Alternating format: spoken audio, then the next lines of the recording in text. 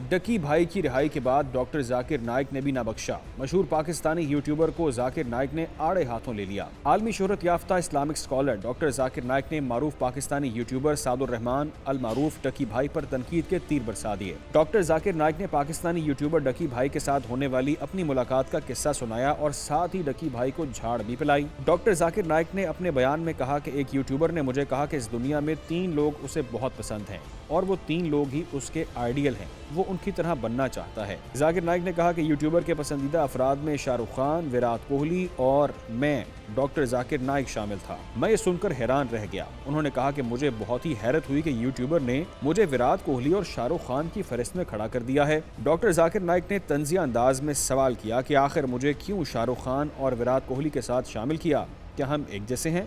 वाज़ेह रहे कि media reports के मुताबिक गुज़िश्ता रोज़ डकी भाई को पंजाब पुलिस ने गिरफ्तार करके उन पर काफ़ी प्रेशर डाला था, क्योंकि उन्होंने मखसूस सियासी जमात की सपोर्ट की थी और सोशल मीडिया पर गैर कानूनी असलहे के साथ कोई तस्वीर भी अपलोड की थी।